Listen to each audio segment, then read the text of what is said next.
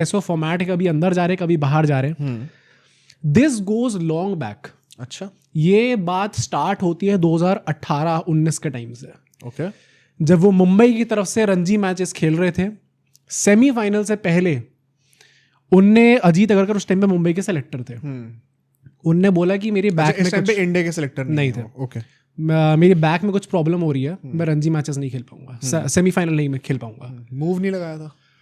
क्या पता भाई, कुछ भी हो सकता है, स्पैज़म हो जाते हैं प्लेयर्स को, रैंडमली पैसे मिल जाते हैं। नहीं, उन्होंने वैसे अभी कहा है कि मेरे बहुत सिवियर एक पेन था, मतलब मेरी कुछ स्पाइनल कॉर्ड में ही कोई नर्व थी, जो कि मतलब मुझे एकदम बायोलॉजिकल टर्म नहीं पता, मैं डॉक्टर नहीं हूँ, बट समथिंग की कुछ नर्व का कोई इशू था जिसकी वजह से वो पीठ से शुरू होके आपके पैर के टो तक वो नर्व पूरी पेन करती थी।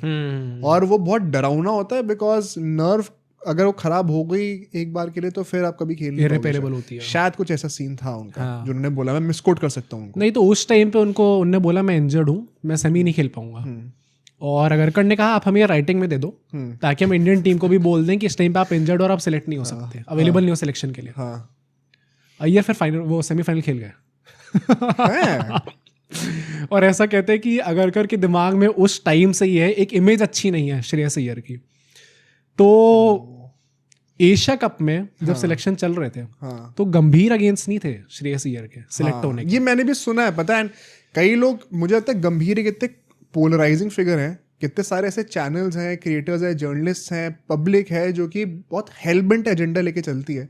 आई थिंक उनको हम कभी भी ओवरटर्न कर नहीं पाएंगे, बट अगर आप एक न्यूट्रल स्टांस से सोचो ना, there is more nuance to this.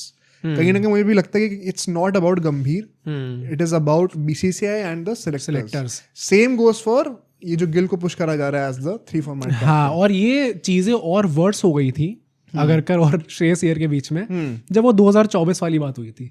उन्होंने कहा था मैं इंजर्ड हूँ, मैं अवेलेबल नहीं हूँ, और वो आईपीएल के कैंप में चले गए, केकेआर कैंप में चले गए थे। ऑल तो वही बात है कि बाद में ऐसी भी रिपोर्ट्स आई थी भाई कि वो प्रैक्टिस करने गए थे अपनी, तो अगर इंजर्ड है तो रिहैब के लिए तो जा ही सकते हैं अपनी फ्रेंचाइज के पास, कुछ प्रॉब्लम नहीं है। ये चीज बहुत सब्जेक्टिव है, इसको हम जज नहीं कर सकते वही, क्योंकि मैंने काफी एक्सपर्ट्स को भी बाद में आके ये चीज बोलते हुए सुना है कि उस टाइम पे एक वो मिसअंडरस्टूड हुए थे उस टाइम पे। ईशान किशन का शायद एक्चुअल सीन था, वो तो मेंटल ब्रेक था ना, मेंटल ब्रेक था, और उसके उस टाइम पे प्रॉब्लम थी, और उसके बाद नहीं, मेंटल ब्रेक के बाद फिर वो अपनी फ्रेंचाइज के साथ ट्रेन करने लग गए थे ना, हार्दिक पांड्या के साथ।